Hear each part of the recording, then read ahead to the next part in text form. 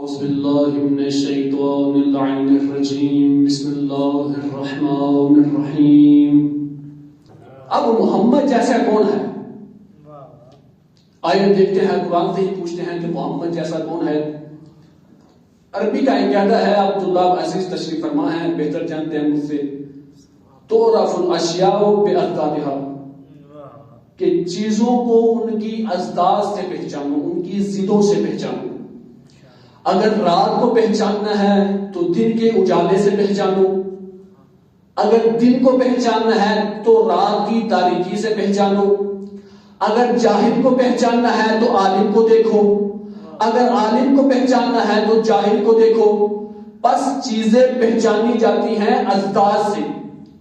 اب اگر یہ دیکھنا چاہتے ہو کہ محمد جیسا کون ہے، یہ دیکھ لو کہ کون کون محمد جیسا نہیں ہے۔ اضداد سے پہچانیں گے نا، یہ دیکھ لو کہ کون کون محمد جیسا نہیں ہے، یہ دیکھ لو کہ محمد جیسا کون کون محمد جیسا نہیں ہے۔ اب محمد مصطفیٰ کس لیے آئے؟ ہدایت کے لیے، ہدایت کرنے کے لیے، امت کی ہدایت کے لیے۔ اب امت کی ہدایت کے لیے تو آیا ہمارا بھی کوئی وظیفہ بنتا ہے یا نہیں بنتا؟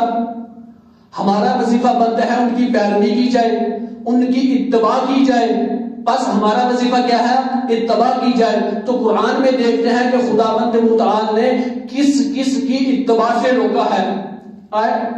ارشاد رب العزت ہو رہا ہے، وَلَا تَتَّبِعْ سَبِيلَ الْمُفْسِدِينَ، اے میرے پیغمبر مفسدین کی پیروی مت کرنا۔ بس پتہ چلا کہ فاسد رسول جیسا نہیں۔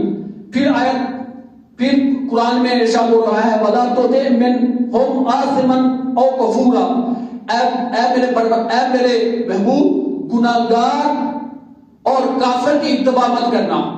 بس پتہ چلا گناہگار اور کافر رسول جیسا نہیں۔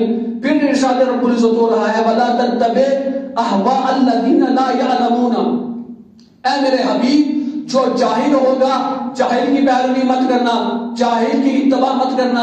بس پتہ چلا کہ جاہل رسول جیسا نہیں۔ اس کے بعد بہت لطیف ایک آیت جب بھی میں پڑھتا ہوں بہت اس کو لطف لیتا ہوں، انشاءاللہ آپ بھی لطف لیں گے۔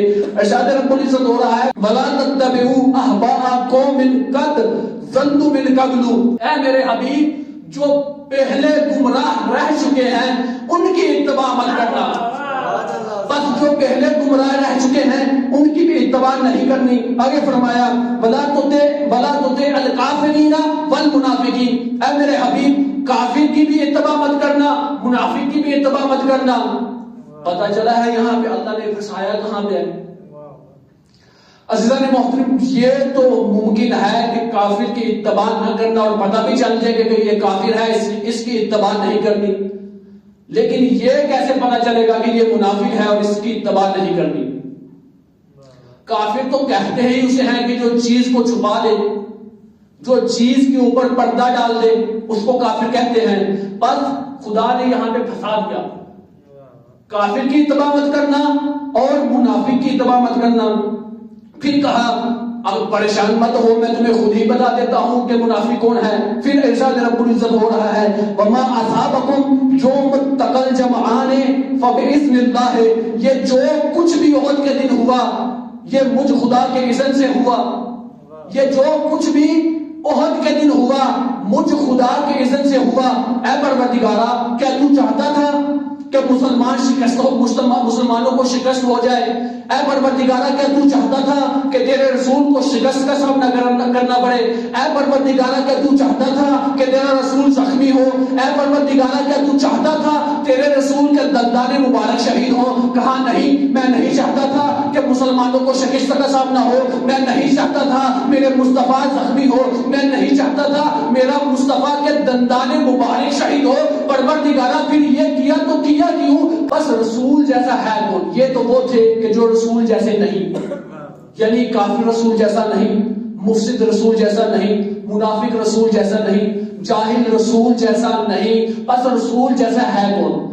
عزیزان محترم وہ ہے رسول جیسا جس کا اٹھنا رسول جیسا ہو، جس کا بیٹھنا رسول جیسا ہو، جو چلے تو مصطفیٰ لگے، جو سوچے تو محمد لگے، جو جس کے بارے میں رسول فرمائے لحموں کا لحمی، دموں کا دمی، روحوں کا روحی، جسموں کا جسمی، یا علی انت بمنزلت ہارون من موسیٰ، یا علی تیری میری نسبت وہی ہے جو موسیٰ کی ہارون کے ساتھ ہے، یا علی من کنت انا نبی فعلی امینہ، یا علی جس کا میں امین ہوں تو اس کا، یا علی جس کا میں نبی ہوں تو اس کا امین ہے۔ پھر میرے مولا نے فرمایا یا علی انت منی بمنزلت الراس من الجسد، یا علی تیری اور میری نسبت ایسے ہی ہے جیسے جسم کی جسد کے ساتھ ہے۔ کیا کہا رسول نے؟ یا علی تیرا جسم میرا جسم، تیرا خون میرا خون، تیری روح میری روح، یا علی تیری میری نسبت ایسے ہی ہے جیسے موسیٰ اور ہارون کی تھی۔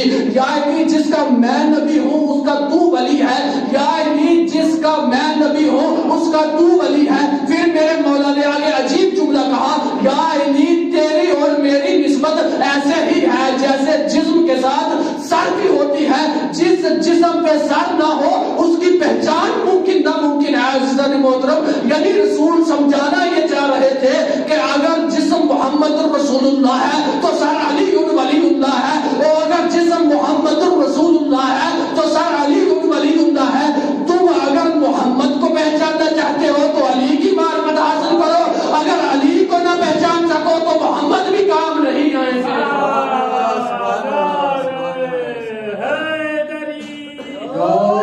یعنی اگر علی کی معرفت حاصل نہ کر پائے تو محمد بھی کسی کام نہیں آئیں گے۔ اس لیے تو فرمایا اللہم عرفنی نفسک فإنک ان لم تعرفنی نفسک لم اعرف نبیک، خدایا مجھے اپنی معرفت عطا کر، اگر مجھے تیری معرفت عطا نہ ہوئی تو میں تیرے نبی کو نہ پہچان پاؤں گا۔